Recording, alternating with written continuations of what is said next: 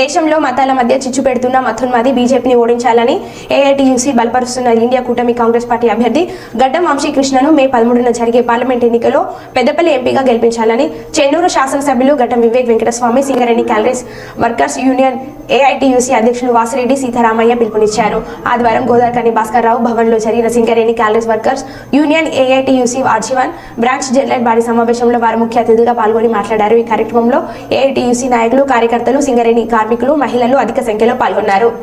రాజకీయ పార్టీలు ఒక్కటి కాదు, కాంగ్రెస్ పార్టీ, సిపిఐ, సిపిఎం, తమిళనాడులో డిఎంకే, ఇంకొక రాష్ట్రంలో ఇంకొక ప్రాంతీయ పార్టీ, అందరూ అన్ని రాష్ట్రాల్లో ఉన్న పార్టీలు అనేక మంది కలిసి ఇండియా కూటమిగా ఏర్పడ్డారు. ఎందుకు ఏర్పడ్డారు ఇండియా కూటమిగా? ఒక ప్రమాదం ఈ దేశానికి వచ్చింది.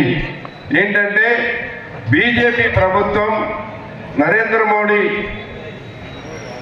ప్రధానమంత్రి అయిన తర్వాత ఇప్పటికే భారతదేశంలో కార్మిక వర్గానికి, పేద ప్రజలకి వ్యతిరేకంగా, మైనారిటీస్కి వ్యతిరేకంగా దాడులు జరుగుతూ ఉన్నాయి.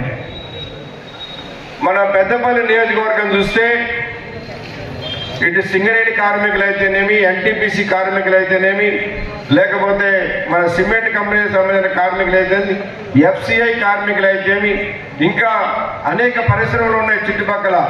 మన పెద్దపల్లి ప్రాంతంలో అనేక రైస్ మిల్లులు ఉన్నాయి.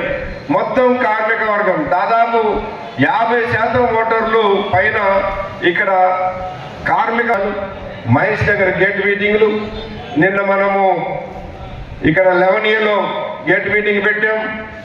అట్లనే రేపు కూడా ఒక RJ2లో పెడుతున్నాం. అట్లా అన్ని చోట్ల కూడా మనం మీటింగ్లు ఏర్పాటు చేసి మరి వారి విజయానికి మనం చేయాల్సిన అవసరం ఉన్నది. అంతేకాకుండా మనకు ప్రమాదం ఉంది, ప్రధానంగా మన కార్మిక వర్గానికి. ఏంటంటే మనం పోరాడి సాధించిన 44 కార్మిక చట్టాలు కూడా మరి రేపు రద్దయిపోయి 4 కోడులు వచ్చిన తర్వాత మన హక్కులేం కూడా మిగలవు. అట్టనే నరేంద్ర మోడీ గారు వచ్చిన తర్వాత బొగ్గు గనులను ప్రైవేట్ వాళ్ళకి ఇచ్చేయడానికి ఆయన చట్టం తీసుకొచ్చాడు. మరి దాన్ని అదే కొనసాగితే రేపు మనకు కొత్త బాధలు వచ్చే పరిస్థితి ఉండదు.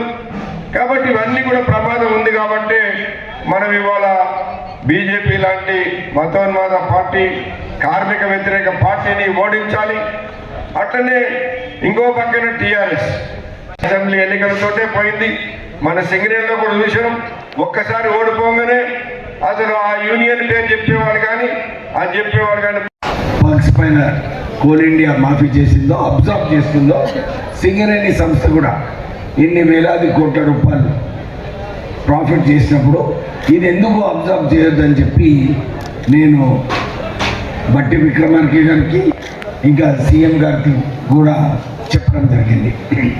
నేను 2009-14లో మీరందరూ నన్ను పార్లమెంట్ సభ్యునిగా గెలిపించినప్పుడు అప్పుడు కూడా నేను చెప్పినాను ఈ ట్యాక్స్ ఎగ్జంప్షన్ కావాలని చెప్పి అప్పుడు కార్మికులందరూ కూడా నాకు కోరడం జరిగింది. నేను ఫైనాన్స్ మినిస్టర్ ప్రణబ్ ముఖర్జీ గారికి, కోల్ ఇండియా వర్కర్స్కి, ఎందుకంటే వాళ్ళందరూ కూడా కష్టమైన పని చేస్తుంటారు, వీళ్ళకి ఇన్కమ్ ట్యాక్స్ ఎగ్జంప్షన్ ఇవ్వాలని చెప్పి నేను కోరడం జరిగింది. ప్రత్యేకంగా సోనియా గాంధీ గారితో కూడా కలిసిన నేను ఈ విషయంలో. కానీ వాళ్ళు ఏమన్నారంటే, సార్ ఒక్కసారి సింగరేణి సమస్య ఈ ఇన్కమ్ ట్యాక్స్ ఎగ్జంప్షన్ స్టార్ట్ చేస్తే అందరినీ కార్మికుడు లేదు సార్ మా ఇన్కమ్ ట్యాక్స్ ఎగ్జంప్షన్ ఏమైందని. సో దీంట్లో అందరూ కూడా మా ఎమ్మెల్యే ఇక్కడ రాజ్ ఠాకూర్ గారు కూడా వారు కూడా ఇదే ఇష్యూ రేజ్ చేయడం జరిగింది. ఈ కాంట్రాక్ట్ వర్కర్స్ ఇప్పుడే చెప్పారు వేతనాలు పెంచాలని చెప్పి. నేను మధ్యాహ్నము మన శ్రీరాంపూర్లో కూడా అక్కడ కాంట్రాక్ట్ వర్కర్స్ అందరూ కూడా వచ్చి ఈ విషయం పైన రేజ్ చేయడం జరిగింది. నేను మొన్న మన సింగరేణి గెస్ట్ హౌస్ ఇనాగ్రేషన్లో CMD గారికి కూడా ఇదే చెప్పాను. కాంట్రాక్ట్ వర్కర్స్ వేజెస్ చాలా తక్కువ ఉన్నాయి, దీన్ని పెంచే అవసరం ఉన్నదని చెప్పి వారు కూడా కోరడం జరిగింది. వారు కూడా ఇదే అన్నారు, ఎస్ సార్ మనం ఒక డిస్కషన్ పెట్టాలి, మనము త్వరలోనే డిస్కషన్ చేస్తామని చెప్పి వారు కూడా ఒక అష్యూరెన్స్ ఇవ్వడం జరిగింది. డెఫినెట్లీ ఈ సమస్యలో ప్రత్యేకంగా, ఎందుకంటే పర్మనెంట్ ఎంప్లాయీస్ అన్నీ కూడా టీఆర్ఎస్ జమానాలో 62,000 ఉద్యోగాల నుంచి 39,000 ఉద్యోగాలకి దిగిందనమాట. అంటే సుమారు 23,000 ఉద్యోగాలు టీఆర్ఎస్ ప్రభుత్వం బర్తరఫ్ చేసింది. ఇప్పుడు కాంట్రాక్ట్ లేబర్స్ ఎక్కువైపోయినారు, వీరి వేతనాలు కూడా పెంచేది అవసరం ఉన్నది. డెఫినెట్లీ మనందరం కూడా కలిసి కొట్లాడి ఈ వేతనాలు కూడా వచ్చేటట్టు చేస్తానని చెప్పి మీ అందరికీ కూడా ఒక భరోసా ఇప్పిస్తున్నాను.